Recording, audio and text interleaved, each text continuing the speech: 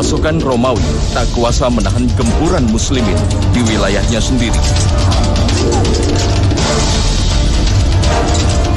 Dengan kekuatan penuh, kaum muslimin di bawah pimpinan khalifahnya sendiri berhasil memenangi peperangan besar di wilayah Romawi Timur.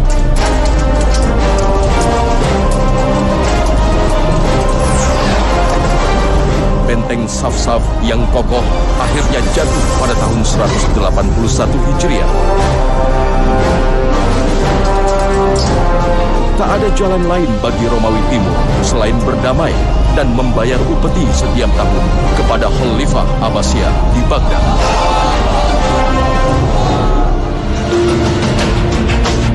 Inilah salah satu jihad yang selalu dilakukan Khalifah Abbasiyah yang adil dan bijaksana. Ia sendiri yang turun memimpin pasukan untuk meninggikan kalimah Allah dari hinaan bangsa Romawi.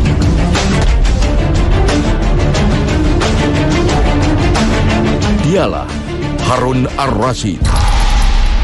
Satu bukti besar bahwa muslimin pernah hadir dengan kebesarannya. Muslimin bukan bangsa yang dihinakan, bukan bangsa yang diintimidasi atau bangsa yang dikecilkan. Dan saat itu hadir dan pasti akan hadir kembali, syaratnya satu.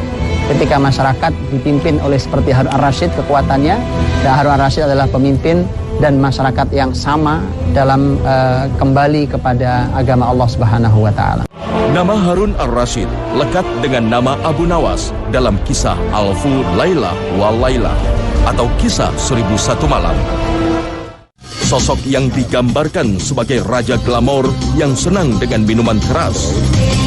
Kisah-kisahnya penuh dengan peristiwa ajaib yang justru mirip dengan kisah-kisah legenda dari Persia atau India. Yang sering jadi masalah adalah ketika literatur sejarah tentang Harun Ar-Rasyid itu dibaca dari buku Al-Aghani karya Abul Faraj Al-Asfahani, kemudian juga karya sastra yang sebenarnya hanya sebuah sastra dan tokohnya adalah Harun Ar-Rasyid, yang kita kenal dalam bahasa Indonesia dengan 1001 malam, Alfu Lailah wa Lailah. Sampai Baghdad dikenal sebagai sebuah kota namanya kota 1001 malam, dan kisah tentang 1001 malam adalah kisah yang sering kali dipasarkan oleh para pemikir barat hari ini untuk menggambarkan keadaan Baghdad di masa Harun Ar-Rasyid. Ini tidak benar. Sekali lagi bahwa majelisnya Harun Ar-Rasyid adalah majelis ilmu, majelis iman, majelis para ulama, majelis para ilmuwan. Tidak mungkin masuk mereka-mereka yang menghina agama Allah Subhanahu wa taala. Maka mustahil kalau kemudian digambarkan Harun adalah seorang yang berpesta pora, dikelilingi oleh para wanita, atau dia bermabuk-mabuk dengan yang lain, atau menerima tadi Abu Nawas dengan syair-syair hinanya yang memuji khamr dan seterusnya.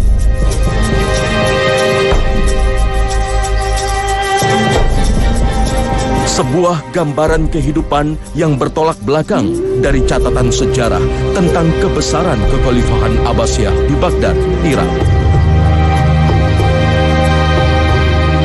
Kekhalifahan yang berhasil mengantarkan kaum muslimin pada puncak kejayaannya, bahkan menjadi salah satu negeri adidaya di dunia pada abad ke-8 Masehi.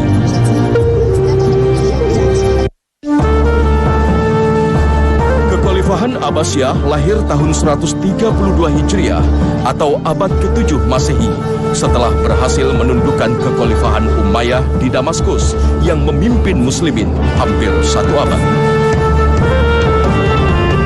Abbasiyah sendiri merujuk pada keturunan Abbas bin Abdul Muthalib, paman Rasulullah Shallallahu Alaihi Wasallam. Pusat pemerintahan kemudian berpindah ke Baghdad, Irak. Nama lengkapnya Harun bin Muhammad Al-Mahdi bin Abdullah Al-Mansur. Dari garis keturunan Abbas bin Abdul Muthalib, paman Rasulullah Shallallahu Alaihi Wasallam.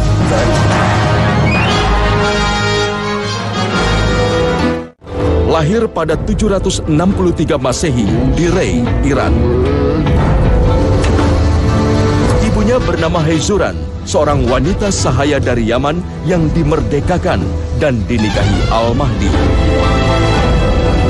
Sang ibu sangat berpengaruh dan berperan besar dalam kepemimpinan Al-Mahdi dan Harun Ar-Rasyid.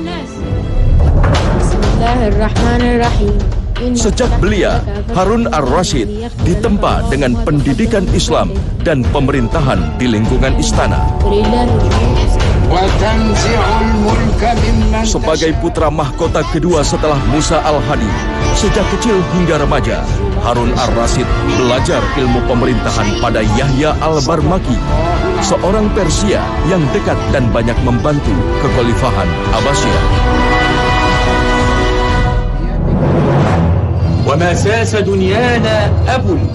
Ia begitu dekat dengan para sastrawan, termasuk Abu Nawas.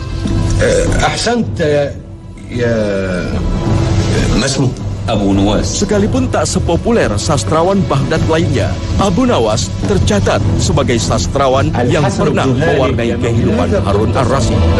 Namun di balik kecerdasannya dan kesenangannya dengan ilmu pemerintahan dan sastra, sejumlah ulama besar tercatat telah menempa seorang Harun ar-Rasyid, termasuk Imam Malik. Ini adalah orang besar dalam sejarah Islam, Imam Daril Hijrah, pemimpin imam di kota Madinah saat itu. Dan Imam Malik kita tahu dengan karya-karya besarnya, bahkan dari beliaulah lahir pemikiran-pemikiran fikih yang belakangan dikenal dengan mazhab Maliki. Dikirimlah Harun ar-Rasyid ini oleh sang ayah untuk pergi jauh-jauh dari Baghdad ke kota Madinah untuk belajar kepada Imam Malik rahimahullah ta'ala. Duduk di sana, majelis ilmunya, belajar fikih, belajar hadis. Jadi guru besar fikih dan hadis untuk Harun ar-Rasyid adalah Imam Malik rahimahullah ta'ala. Untuk itulah nanti ketika Harun ar-Rasyid menjadi seorang pemimpin, menjadi khalifah, dia sangat hormat kepada Imam Malik dan kepada semua karya-karya gurunya tersebut. Dan saat itulah maka nanti Harun ar-Rasyid akan menjadikan gurunya sebagai salah satu panduan di dalam memimpin negara. Sang kakak, Khalifah Musa al-Hadi, yang berniat mengangkat putranya sendiri sebagai putra mahkota, nyaris menutup kesempatan Harun menjadi khalifah.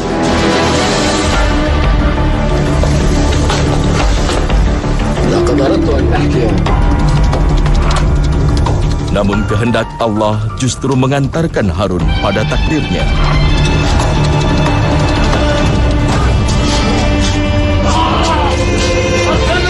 Setelah 1 tahun sang kakak memimpin Muslim, ia wafat.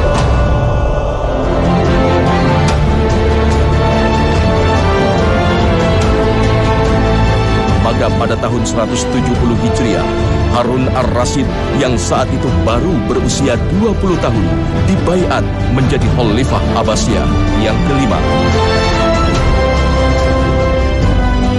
Ada hal yang menarik besar yaitu buat kita adalah bahwa di 170 Hijriah itu usia Harun ar-Rasyid baru 20 tahun.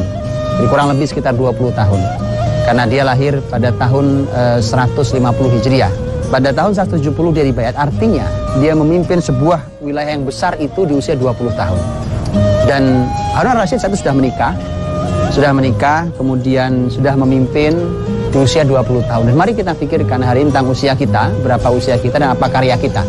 Untuk kita membandingkan, kalau kemudian ternyata tidak sama, maka kita wajib bertanya, mengapa mereka bisa dan kita tidak bisa? Jawabannya hanya satu, bahwa karena mereka masih berpegang pada pendidikan yang Islami. Pada tahun 187 Hijriah, Romawi yang sebelumnya telah ditundukkan Harun ar-Rasyid berkhianat dan membatalkan perjanjian secara sepihak. Nakfur, Raja Romawi yang menggantikan Ratu Erin, bahkan meminta pada Khalifah Harun untuk membayar upeti dan mengembalikan jizyah atau upeti perlindungan yang sebelumnya dibayarkan pada muslimin. Inilah yang membuat Khalifah Harun mengumumkan jihad dan ia sendiri memimpin pasukan melawan Romawi.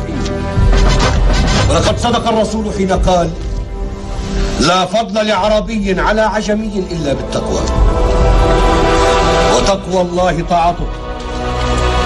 Wa ahabbu ta'ati ila Allah wa rasulih iqamatu sha'air dinihi wal jihad fi sabilihi. Fajahidu وقاتلوا لتكون كلمة الله هي العليا وكلمة الذين كفروا السفلى. Pasukan Romawi yang sempat menyerang sejumlah wilayah perbatasan dan menjadikan warga sebagai tawanan tak kuasa menghadapi gempuran muslimin.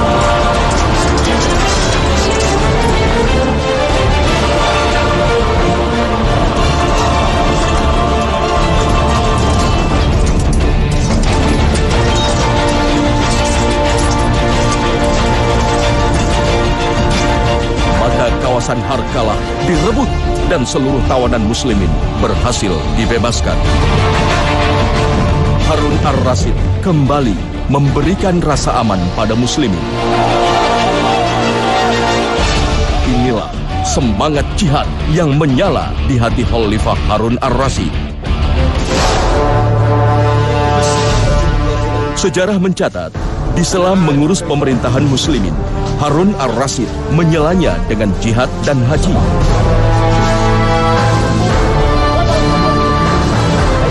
Jika negeri dalam kondisi aman, ia akan menunaikan ibadah haji dengan membiayai ratusan ulama dan fakir miskin.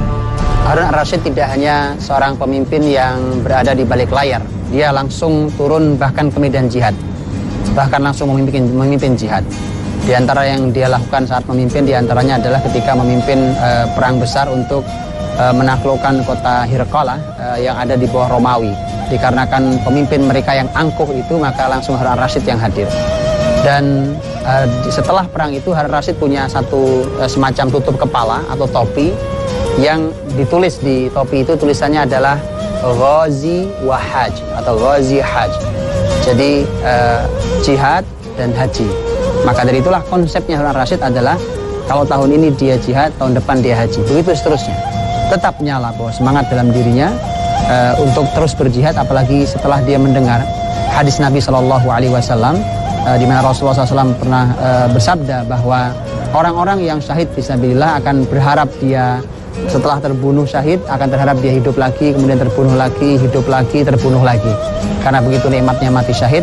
Itulah yang membuat Harun ar-Rasyid tergerak bahwa saya harus ikut kalau begitu dalam jihad ini. Banyak hal yang patut ditiru para pemimpin Islam di abad ke-21 ini dari sosok khalifah besar muslim ini. Sebagai pemimpin, dia menjalin hubungan yang harmonis dengan para ulama, ahli hukum, penulis, qori, dan seniman.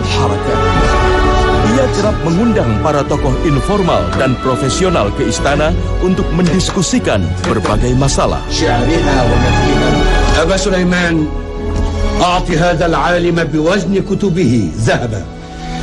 بورك فيك يا أمير المؤمنين، وإذا أذنت لي فلينفق هذا المال على من ينسخ ما كتبت لينتفع به الناس من بعدنا. وأمرنا بإنشاء دار للنساخين والوراقين وأرباب القلم لينسخوا كل ما كتبه قلم من قبلنا وليترجموا ما كتبه غيرنا من الأمم في لغتهم. نفع الله بك الأمة في يومها وغدها وأرشدك إلى الخير وأرشد بك، ولا عجب أن لقبك سلفك الصالح هارون الرشيد. Harun ar-Rasyid begitu menghargai setiap orang. Itulah salah satu yang membuat masyarakat dari berbagai golongan dan status amat menghormati, mengagumi, dan mencintainya.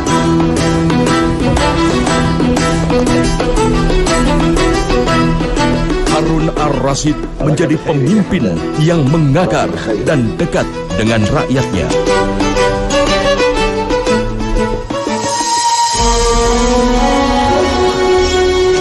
Setiap kebijakan-kebijakan yang akan diputuskan Harun ar-Rasyid, ia selalu mengonsultasikannya pada para ahli ilmu. Satu di antaranya adalah Imam Syafi'i. Imam Syafi'i rahimahullah ta'ala begitu mengagumkan di mata Harun ar-Rasyid, begitu hormatnya walaupun usia sama. Ini orang yang mengerti bahwa ahli ilmu agama ditempatkan oleh seorang pemimpin di atas dirinya, bukan seorang ahli agama yang ada di bawah kepemimpinan. Karena dengan itulah maka ahli agama akan bisa memberikan teguran kepada seorang pemimpin kalau salah. Dan itulah yang dilakukan oleh Imam Syafi'i. Imam Syafi'i setiap memberikan nasihat, seringkali Harun ar-Rasyid memberikan uang begitu pulang. Tapi yang perlu diketahui bahwa diterima oleh Imam Syafi'i, tapi ditebarkan sepanjang jalan, diberikan pada siapapun yang dia temui, sampai di rumah tidak satu dinar pun dia pegang. Itu Imam Syafi'i rahimahullah ta'ala. Supaya dia bisa menjaga kenetralan dirinya. Sah, uang itu halal, pemberian. Tetapi inilah ulama dahulu dan beginilah pemimpinnya. Seorang ulama yang menjaga kenetralan dirinya dalam memberikan fatwa ilmu, dan seorang pemimpin negara yang tunduk kepada syariat Islam yang disampaikan oleh para ahli ilmu. Sampai Harun ar-Rasyid suatu hari berkata bahwa aku berharap mudah-mudahan Allah memperbanyak orang seperti kau, wahai Syafi'i, di dalam keluarga besarku. Salah satu puncak pencapaian yang membuat namanya melegenda adalah perhatiannya dalam bidang ilmu pengetahuan dan peradaban. Di masa kepemimpinannya terjadi penerjemahan karya-karya dari berbagai bahasa. Inilah yang menjadi awal kemajuan yang dicapai Islam menggenggam dunia dengan ilmu pengetahuan dan peradaban. Berbagai disiplin ilmu pengetahuan dan peradaban berkembang pesat yang ditandai dengan berdirinya Baitul Hikmah, perpustakaan raksasa sekaligus pusat kajian ilmu pengetahuan dan peradaban terbesar di dunia. Selalu inilah yang menjadi kunci besar sebuah negeri. Negeri muslim akan hadir kebesarannya ketika mereka menghormati ahli ilmu. Kalau ahli ilmu adalah sekelompok orang yang terbuang, maka negeri itu tidak akan muncul kebesaran. Dalam menjalankan roda pemerintahan, Harun ar-Rasyid tak mengenal kompromi dengan korupsi yang merugikan rakyat. Sekalipun yang berlaku korup adalah orang yang dekat dan banyak berpengaruh dalam hidupnya. قيدوه في أغلال أطماعه.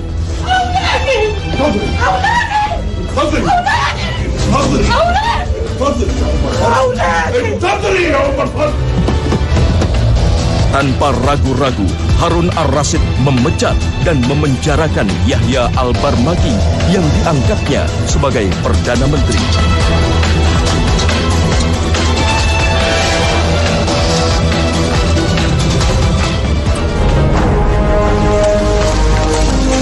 Harta Yahya senilai 30,87 juta dinar hasil korupsi disita dan dikembalikan ke kas negara. Itu sebabnya muslimin hidup dalam gelimang kesejahteraan. Tercatat di masanya, sedikit orang yang hidup kekurangan. Pada masa itu, sangat sulit mencari orang yang akan menerima zakat, infak, serta sedekah karena tingkat kemakmuran yang merata. Untuk membuktikannya, tak jarang Harun ar-Rasyid melakukan penyamaran di malam hari untuk menyelidiki secara langsung kondisi masyarakatnya. Sama seperti yang dilakukan Umar bin Khattab dan Umar bin Abdul Aziz.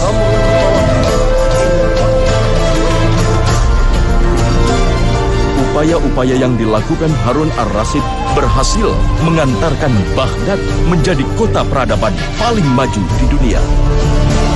Kota Baghdad sebagai pusat pemerintahan saat itu adalah merupakan kota terbaik di dunia saat itu, kota terbesar, kota yang sangat ramai, kemudian semua fasilitas, infrastruktur, masyarakat, menjadi kota pusat peradaban dunia. Kota terbaik yang ada di muka bumi. Hanya ada satu kota yang bisa menyainginya, yaitu Cordoba, yang saat itu juga muslimin yang punya, yang di bawah kepemimpinan masyarakat atau dinasti Bani Umayyah yang telah berlari ke arah Andalus. Maka saat itu dua kota besar yang ada, di timur ada Baghdad dan di barat ada Cordoba, dan dua-duanya adalah dua kota yang dimakmurkan oleh muslimin. Beginilah seharusnya muslimin ketika memimpin sebuah kota, maka dia memakmurkannya hingga menjadi kota nomor 1 di dunia. Tahun 193 Hijriah, Harun ar-Rasyid berangkat memimpin perang Tus di wilayah Khurasan.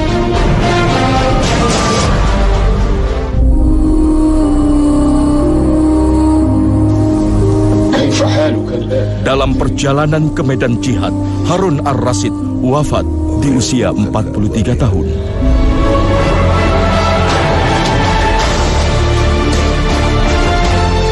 Tiga tahun memimpin kaum muslimin, Harun ar-Rasyid berhasil mengantarkan muslimin pada puncak kemajuannya.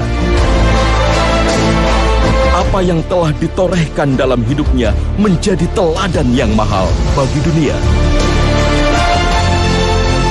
Rahimahullah Harun ar-Rasyid.